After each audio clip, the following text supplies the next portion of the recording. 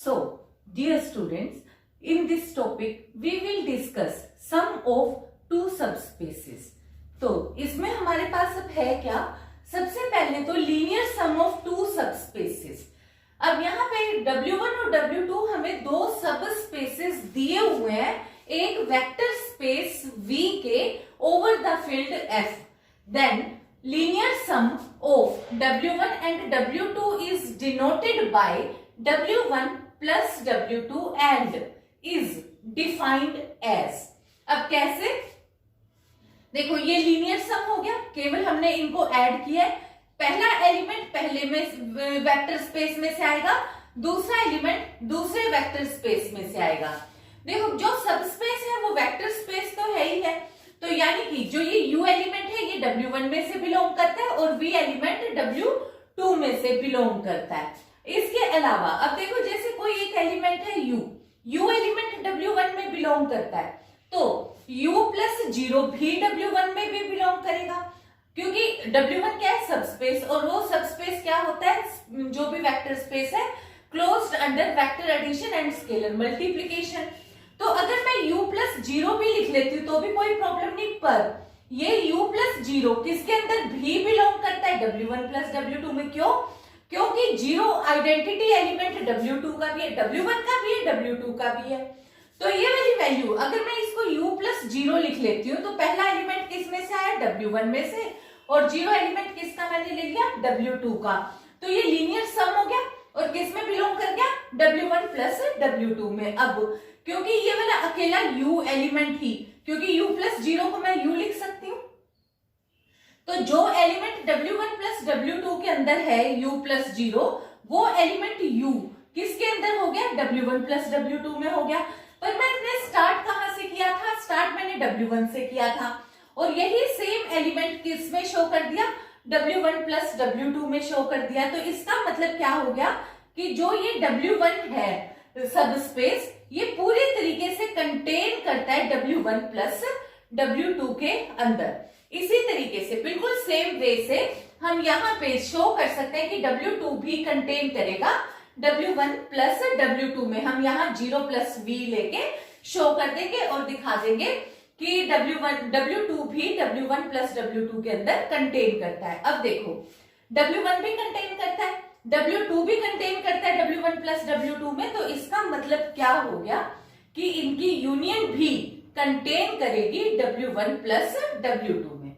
अब देखो for example अगर हम कोई भी एलिमेंट एक बनाते हैं, तो मैंने एक W1, क्योंकि वेक्टर स्पेस किसके एलिमेंट हैं? ये V3R के। मैंने V3R एक वेक्टर स्पेस लिया, उसके दो सबस्पेसेस ले लिए, एक सबस्पेस ले लिया W1, एक सबस्पेस ले लिया W2। एलिमेंट की टाइप कौन सी होगी? ऑब्वियसली 3 कोऑर्डिनेट्स होंगे, 1 2 3, क्योंकि V3R लिया है तो कोऑर्डिनेट R का मतलब हो गया फील्ड रियल है, और जो स्केलर्स आएंगे वो सारे के सारे रियल नंबर होंगे। एलिमेंट किस तरीके से लिखूंगी मैं? एक एलिमेंट XYZ टाइप से लिखूंगी।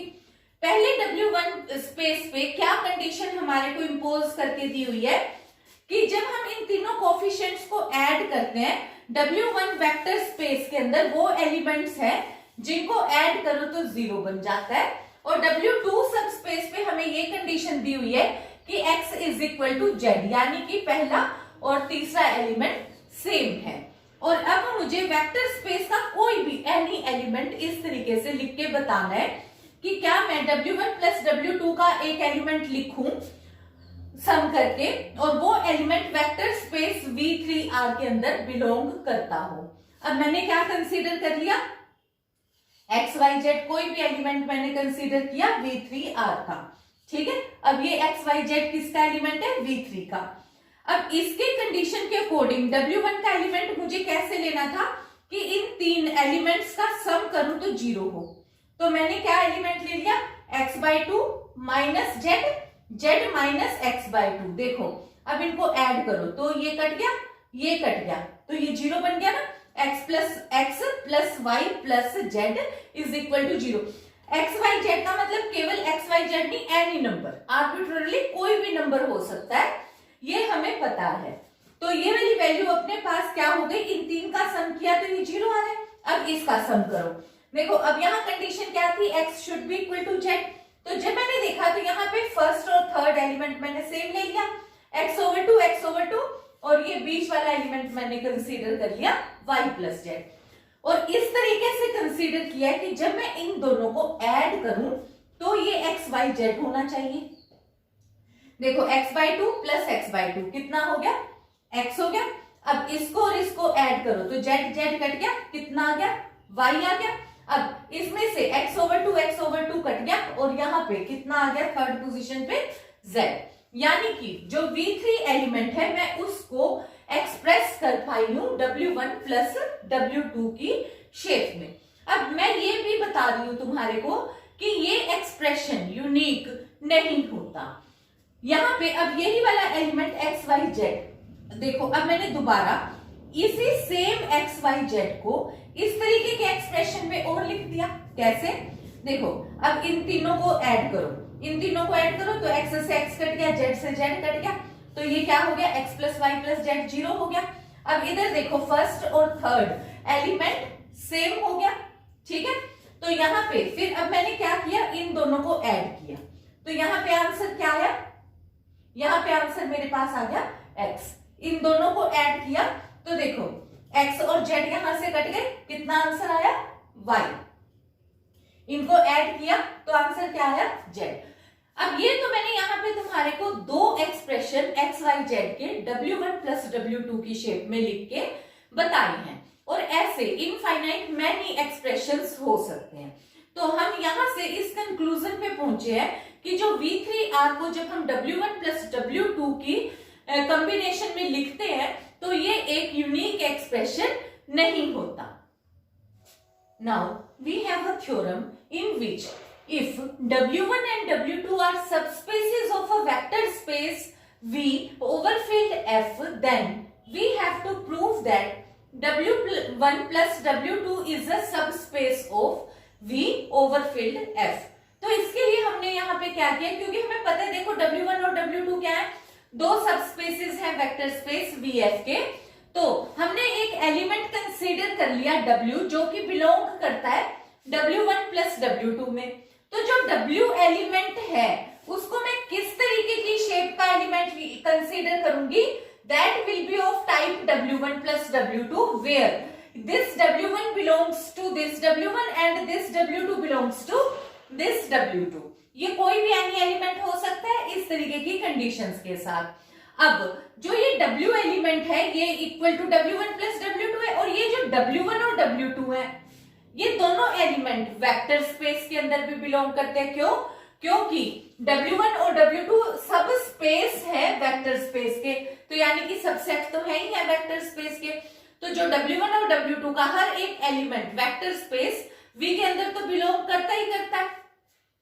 तो इसका मतलब है कि जो ये W है वो ये पूरे का पूरा एलिमेंट बिलोंग कर गया V में, क्योंकि vector space closed under vector addition होता है। तो जब W1 और W2 वेक्टर स्पेस के अंदर है तो इनका सम भी वेक्टर स्पेस के अंदर होगा, V के अंदर होगा, क्योंकि W1 W2 V के अंदर है तो इनका सम भी V के अंदर होगा। तो यानी कि जो ये W एलिमेंट है ये पूरे तरीके से जो W1 प्लस W2 का एलिमेंट था वो पूरे तरीके से किसके अंदर चला गया, वेक्टर स्पेस V के अंदर कंटेन कर गया। तो यहां से मैंने कंक्लूड कर दिया कि W1 plus W2 is completely contained in vector space V। अब मुझे प्रूव करना है, सबसेट तो मैंने प्रूव कर दिया, अब मैं प्रूव करूंगी सबस्पेस। उसके लिए मेरे को क्या बताना है, मैं अगर ये शो कर देती हूँ सिर्फ और सिर्फ कि अगर x और y कोई दो एलिमेंट्स हैं W1 प्लस W2 के, और कोई अल्फा बीटा है जो कि फील्ड के एलिमेंट्स हैं, और मैं ये शो कर दूं कि alpha x plus beta y भी W1 प्लस W2 के अंदर कंटेन करते हैं, तो मैं ये शो कर दूंगी कि ये सबस्पेस है। तो इसके लिए मैंने अब क्या किया, मैंने कंसीडर किया कि U1 और U2 कोई दो एलिमेंट है W1 के, और V1 V2 कोई दो एलिमेंट है W2 के। तो X एलिमेंट मैंने किस तरीके से लिखा, U1 प्लस V1, और Y element U2 plus V2, ये किसके एलिमेंट ले लिए मैंने, W1 प्लस W2 के। W1 प्लस W2 के दो एलिमेंट होने में पहला एलिमेंट U का होना चाहिए था, दूसरा V का, और दोनों का सम मैंने कैसे रिप्रेजेंट कर दिया, x और y। तो x और y एलिमेंट किसके शो करे मैंने, W1 प्लस W2 सेट के शो कर दिए। अब फिर से अब देखो अल्फा बीटा किसके एलिमेंट है, ऑब्वियसली फील्ड के एलिमेंट है, स्केलर फील्ड में से आते हैं। हम अल्फा बीटा जनरली फील्ड के लिए रिप्रेजेंट करते हैं, u v हम वेक्टर्स के लिए रिप्रेजेंट करते हैं। तो u1 और u2 किस में बिलोंग करते हैं, W1 में। और क्योंकि W1 एक वेक्टर सबस्पेस है इसलिए ये closed under vector addition and scalar multiplication है। तो alpha u1 plus beta u2 belong करेगा W1 के अंदर। सिमिलरली अल्फा बीटा फील्ड के एलिमेंट है और v1 v2 बिलोंग करते हैं वेक्टर सबस्पेस W2 में। तो इसमें भी ये वाला element alpha v1 plus beta v2 भी बिलोंग करेगा W2 में, क्योंकि W2 भी सबस्पेस है। तो अब यहां से फिर मेरे पास रिजल्ट में क्या हो गया कि देखो जो ये एलिमेंट है, ये फर्स्ट एलिमेंट ये W1 का है, ये W2 का है, तो इनका सम भी W1 प्लस W2 का एलिमेंट होगा। ठीक है, ये बिलोंग करता है W1 में, ये W2 में, तो इनका सम किसका एलिमेंट होगा, belongs to W1 plus W2। अब अगेन आ जाओ, अब फाइनल के लिए हमने अब क्या किया, अल्फा बीटा दो एलिमेंट फील्ड के और एक्स वाई दो एलिमेंट W1 प्लस W2 के कंसीडर करें। तो हमने यहाँ लिया कि alpha x plus beta y, अगर मैं ये शो कर देती हूँ कि ये भी W1 प्लस W2 में होना चाहिए, तो x की वैल्यू मैंने यहां से सब्स्टिट्यूट कर दी। x की वैल्यू मेरे पास कितनी थी, u1 प्लस u2, तो alpha u1 plus v1 plus beta की वैल्यू मेरे पास क्या थी, u2 प्लस v2, तो मैंने ये सब्स्टिट्यूट कर दी। अब अल्फा से मल्टीप्लाई किया, बीटा से मल्टीप्लाई किया, खोल के लिख दिया। फिर ये अल्फा प्लस बीटा वाला, ये एक एलिमेंट u वाले इकट्ठे कर दिए, v वाले इकट्ठे कर दिए। ये एलिमेंट किसके, W1 के, ये एलिमेंट W2 के, ये इक्वेशन 1 से हमें पता है। तो यानी कि ये वाला एलिमेंट किसके अंदर बिलोंग कर गया, W1 प्लस W2 के अंदर कंटेन कर गया। तो यहां से फिर मेरे पास क्या हो गया, यानी कि W1 प्लस W2 भी एक सबस्पेस है V का। Again we have one more theorem in which we have to prove that W1 plus W2 is generated by W1 union W2, that is linear sum of two subspaces W1 and W2 of a vector space VF is a subspace generated by union of W1 and W2। अब इस result के लिए हमने पहले क्या किया कि अपने को पता है कि U एलिमेंट है जो कि W1 में बिलोंग करता है, और अभी हम पहले भी कर चुके हैं ये काम कि हम U को लिख सकते हैं U प्लस जीरो। जीरो किसका एलिमेंट लिख दिया हमने, W2 का। ये हमने एक्सप्लेन किया था कि जीरो आइडेंटिटी एलिमेंट है W2 की। तो U प्लस जीरो किसका एलिमेंट है, W1 प्लस W2 का। तो ये वाला एलिमेंट, क्योंकि U प्लस जीरो किसके इक्वल होता है, इज इक्वल टू U के इक्वल होता है। तो यानी कि U एलिमेंट किसके अंदर बिलोंग कर गया, W1 प्लस W2 के अंदर। और इसका मतलब क्या हो गया, स्टार्ट हमने W1 से किया तो W1 कंटेन कर गया W1 प्लस W2 में। Similarly we can prove that W2 is contained in W1 plus W2। तो यहां से अगर W1 भी कंटेन करता है, W2 भी कंटेन करता है, तो ऑब्वियसली इनकी यूनियन भी कंटेन करेगी W1 यूनियन W2 कंटेन करेगी W1 प्लस W2 के अंदर। तो अब हमारे को यहाँ पे देखो, इसका मतलब होता है अपने को पता है कि स्मॉलेस्ट सबस्पेस शो करना है। अब सिंस ये जो जनरेटर हमने बनाया W1 union W2 is the smallest subspace of V containing W1 union W2।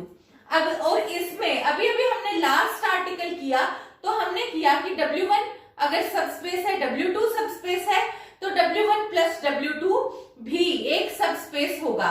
पर अगर तुम्हें याद होगा तो जब हमने कुछ लेक्चर पहले एक काम किया था कि अगर W1 सबस्पेस है, W2 सबस्पेस है, तो उनकी इंटरसेक्शन ऑलवेज एक सबस्पेस होगी, पर यूनियन केवल और केवल एक कंडीशन में सबस्पेस होगी, if one is contained in other. यानी कि या तो W1 W2 में कंटेन करता है या W2 W1 में कंटेन करता है। तो यूनियन केवल सब स्पेस तब बनेगी अगर ये या तो W1 कंटेन करता है W2 में या W2 कंटेन करता है W1 में, यानी कि W1 union W2 smallest subspace बन गई। क्यों?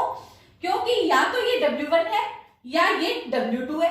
ये क्योंकि अगर ये W2 कंटेन करता है W1 में तो W1 हो गया ये इनकी यूनियन, और अगर W1 कंटेन करता है W2 में तो ये इनकी यूनियन किसके बराबर हो गई?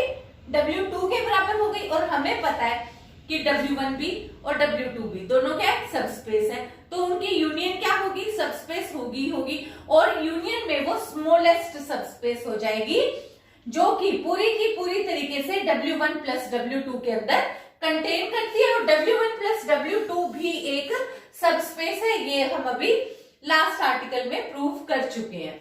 तो अब फिर से हमने एक X एलिमेंट कंसीडर किया जो कि U1 प्लस U2 टाइप का कंसीडर किया, जिसमें पहला एलिमेंट W1 में से आता है, दूसरा एलिमेंट W2 में से आता है। तो ये वाला एलिमेंट जो है, अब यहाँ पे जो U1 और U2 किसके एलिमेंट है? U, क्योंकि W1 में है, U2 W2 में है, तो U1 U2 यूनियन के अंदर भी बिलोंग करेंगे W1 यूनियन W2 में। तो क्योंकि अगर ये यूनियन के अंदर बिलोंग करते हैं और X एलिमेंट देखो U1 प्लस U2, इसको मैं linear combination of U1 plus U2 लिख सकती हूँ, यानी कि X is a linear combination of U1 and U2। और ये किसके अंदर बिलोंग करते हैं? Belongs to W1 union W2 में बिलोंग करते हैं, क्योंकि U1 और U2 दोनों एलिमेंट किसके लिए हमने? W1 यूनियन W2 के लिए। तो इसका मतलब मेरे पास क्या हो गया? जो X एलिमेंट मैंने स्टार्ट किया था W1 प्लस W2 से, और वही X एलिमेंट किसके अंदर कंटेन कर गया? W1 यूनियन W2 में। तो इसका मतलब मेरे पास रिजल्ट क्या हो गया कि W1 प्लस W2 पूरी तरीके से कंटेन कर गया स्मॉलेस्ट जनरेटर। ठीक है ना? मैं इसको देखो स्मॉलेस्ट जनरेटर ही बोल रही हूं, क्योंकि आइदर ये W1 है और ये W2 है। तो ये हो गया अपने पास W1 यूनियन W2। तो यहां से अपने पास फिर क्या कंडीशन आई? देखो सेकंड में हमने कहा था कि W1 union W2 generator contain करता है W1 प्लस W2 में। यहां हम कह रहे हैं W1 प्लस W2 कंटेन करता है जनरेटर के अंदर। तो कंक्लूजन क्या हुआ कि बोथ आर इक्वल, और यही हमें प्रूव करना था। Now there is definition of direct sum. Direct sum of two subspaces. A vector space VF is said to be direct sum of its two subspaces W1 and W2 denoted by। अब देखो यहाँ पे हमने क्या किया? W1 plus W2 और इसके ऊपर सर्कल है ये, तो इसका मतलब है ये डायरेक्ट सम है। और इसका एक्चुअली में मतलब क्या है कि if every vector V belongs to vector space can be uniquely expressed as V is equal to U1 plus U2, where U1 belongs to W1 and U2 belongs to W2। तो इसका मतलब हमारे पास क्या हुआ कि अगर ये V अगर डायरेक्ट सम है तो ये सम तो है ही W1 plus W2 का, क्योंकि यहाँ हम बात कर रहे हैं सिर्फ यूनिक एक्सप्रेशन की। यूनिक एक्सप्रेशन है तो यानी कि V can be written as sum of U1 plus U2, ये वाली कंडीशन तो है ही। तो यानी कि अगर ये डायरेक्ट सम है तो सिंपल सम तो होगा ही होगा, पर अगर सिंपल सम है तो हम ये नहीं कह सकते कि ये डायरेक्ट सम होगा। तो यहाँ पे हमारे पास फिर क्या चीज है कि अगर जिसको हमने कहा है कि ये डायरेक्ट सम है, उस केस में W1 और W2 को हम कहेंगे कि ये कॉम्प्लीमेंट्री सबस्पेसेस है। ठीक है? तो W1 and W2 are complementary subspaces if they satisfies this uniqueness property, that is V can be expressed as W1 direct sum W2। ठीक है? तो ये अपने पास अब यहाँ पे फॉर एग्जाम्पल किस चीज को हम एक्सप्रेस कैसे करेंगे? देखो W1 हमने एक वेक्टर स्पेस लिया जिसके अंदर हमने सिर्फ फर्स्ट पोजीशन पे एलिमेंट लिया है, सेकंड पे 0। इसी तरीके से W2 में सेकंड पोजीशन पे एलिमेंट लिया है, फर्स्ट पे 0, और ये दोनों सब स्पेसेस हैं V2 R के। हमने इस बार कोऑर्डिनेट 2 डायमेंशनल ज्योमेट्री वाला ले लिया point, real number field real number ले लिया, तो हम बड़े आराम से ये शो कर सकते हैं कि ये भी वेक्टर सबस्पेस है, ये भी वेक्टर सबस्पेस है। और अब देखो कोई भी एलिमेंट, एनी एलिमेंट तुम ले लो V2 R का XY, ठीक है? तो उसको तुम केवल और केवल एक ही तरीके से लिख सकते हो x y can be written as x10 plus y01। अब देखो यहाँ पे ये हो गया x, ये हो गया y, इससे अलग और कोई इसका तरीका है ही नहीं। तो ये V2R को तुम किस तरीके से लिख सकते हो, W1 डायरेक्ट सम W2। अब इसी तरीके से अब मैं तुम्हारे को यहाँ पे ये डायरेक्ट सम का हो गया। वैसे हम ऑलरेडी कर चुके हैं कि इस एक एलिमेंट को हम कई एक्सप्रेशंस में भी लिख सकते हैं। अगर यूनिक एक्सप्रेशन नहीं है तो हम उसे डायरेक्ट सम या कॉम्प्लीमेंट्री सबस्पेसेस नहीं कहेंगे। तो जैसे W1 मैंने ले लिया XY0, W2 मैंने ले लिया 0YZ, ठीक है। अब जब मैंने XYZ लिया तो देखो जब पहली पोजीशन है तो पहले पे तो X ही रहेगा, लास्ट वाले पे Z ही रहेगा, पर क्योंकि यहाँ पे Y इंटरसेक्शन में एक एलिमेंट कॉमन है। अब यहाँ पे मैंने लिख लिया 3y/4, यहाँ लिख लिया y/4। अब इसी चीज को मैं इंटरचेंज कर सकती हूँ। इंटरचेंज के अलावा y/2, y/2, y/7, यहाँ पे लिख लिया मैंने 6y/7, मतलब इनफाइनाइटली मैनी कॉम्बिनेशंस अब यहाँ पे हो जाएंगे। तो इस केस में W1 और W2 हमारे पास कॉम्प्लीमेंट्री नहीं रहेंगे। अब ये इसके अलावा एक हमारे पास है डिसजॉइंट। तो ये दो vector spaces disjoint vector space कब कहलाएंगे, अगर इंटरसेक्शन में W1 इंटरसेक्शन W2 में केवल और केवल जीरो एलिमेंट ही कॉमन हो, क्योंकि जीरो एडिटिव आइडेंटिटी होता है। तो जीरो तो W1 में भी होगा, W2 में भी होगा ही होगा। तो केवल और केवल जो कॉमन एलिमेंट है वो should be only zero element. इसी तरीके से आइडेंटिकल दो सबस्पेसेस को हम आइडेंटिकल कब कहेंगे, अगर एक वेक्टर दूसरे के अंदर कंटेन करता है तो दूसरा भी वेक्टर पहले के अंदर कंटेन करता होना चाहिए, यानी कि both should be contained in another. तो यानी कि अगर W1 कंटेन करता है W2 में तो W2 कंटेन करता हुआ होना चाहिए W1 में, केवल और केवल तभी दो सबस्पेसेस आइडेंटिकल कहलाएंगे। In this theorem, we have to prove necessary and sufficient condition for a vector space V over a field F to be a direct sum of its subspaces W1 and W2 are 1. Condition है V is equal to W1 plus W2, second है W1 intersection W2 is equal to 0। यानी कि अब हमें दो part करने हैं necessary and sufficient में। एक बार हम डायरेक्ट सम लेकर चलेंगे तो ये दोनों कंडीशंस प्रूव करेंगे, एक बार ये दोनों कंडीशंस लेके चलेंगे और डायरेक्ट सम प्रूव करेंगे।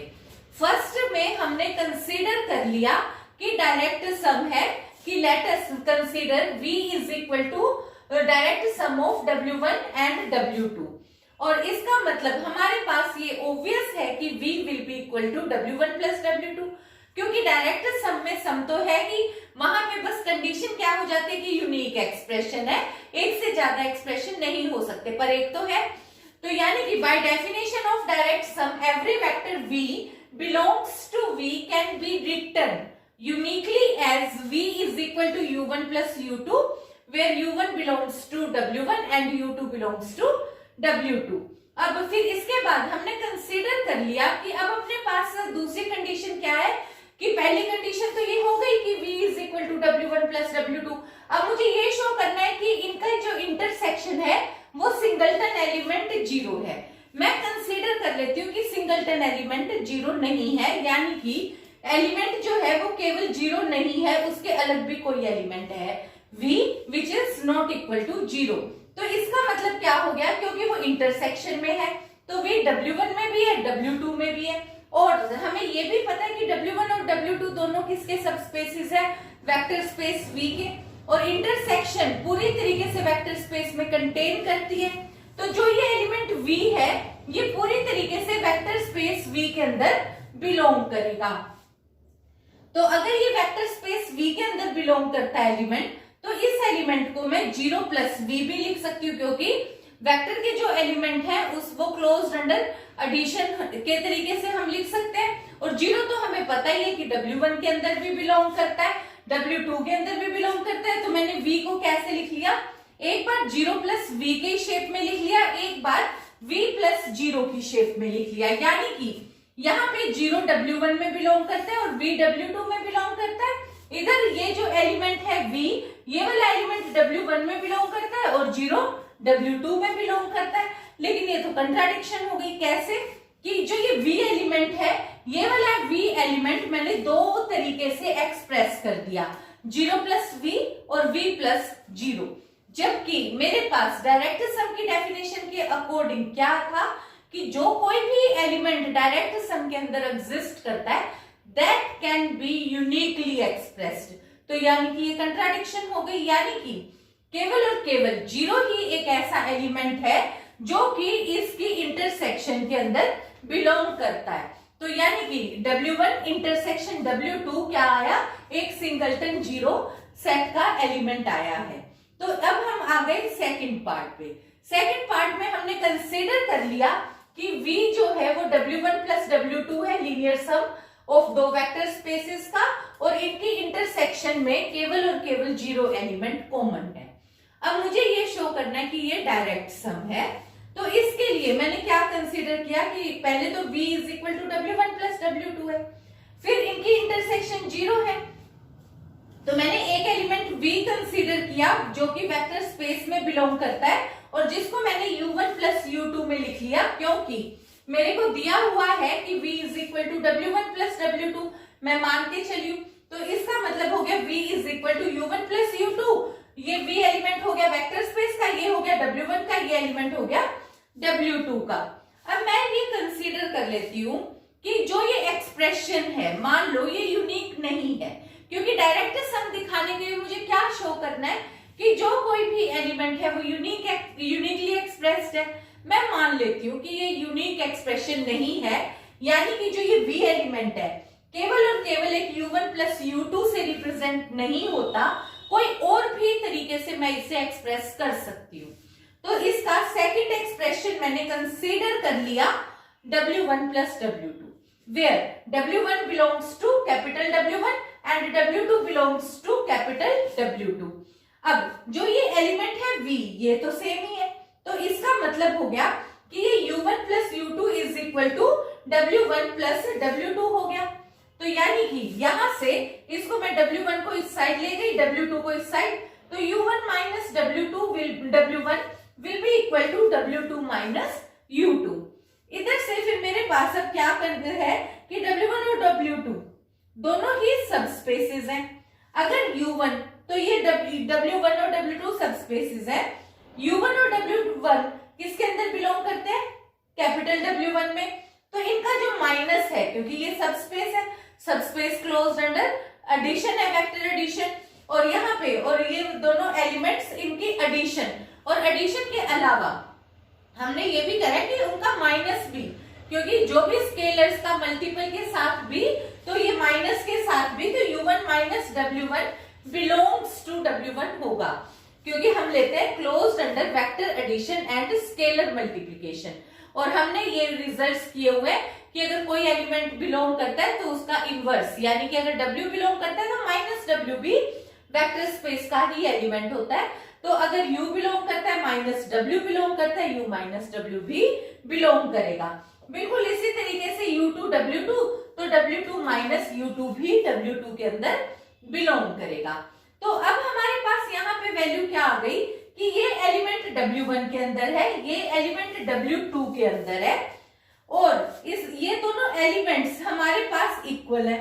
तो यानी कि क्योंकि U1 minus W1 is equal to W2 minus ये W1 का, ये W2 का, यानी कि ये इंटरसेक्शन में, क्योंकि ये दोनों सेम हो गए, ये W1 में, ये W2 में, तो यानी कि जो ये सेम एलिमेंट है, बस नाम ही अलग है, तो ये किस में भी बिलोंग कर गए? इंटरसेक्शन में भी बिलोंग कर गए। पर इंटरसेक्शन में हमें पता है कि सिंगलटन एलिमेंट 0 ही बिलोंग करता है, तो यानी कि ये एलिमेंट भी 0 है, ये भी 0 है, यानी कि U1 is equal to W1 है और U2 is equal to W2 है। तो इधर से हमारे पास क्या एक्सप्रेशन आ गया कि जो हमने दो एक्सप्रेशन अपनी तरफ से मान लिए वो दो नहीं है, केवल एक ही एक्सप्रेशन है V is equal to U1 plus U2 where U1 belongs to W1 and U2 belongs to W2। तो अब हमारे पास यहां से क्या कंक्लूजन हुआ कि V जो है वो एक डायरेक्ट सम है W1 प्लस W2। तो that is all for this lecture. Thank you.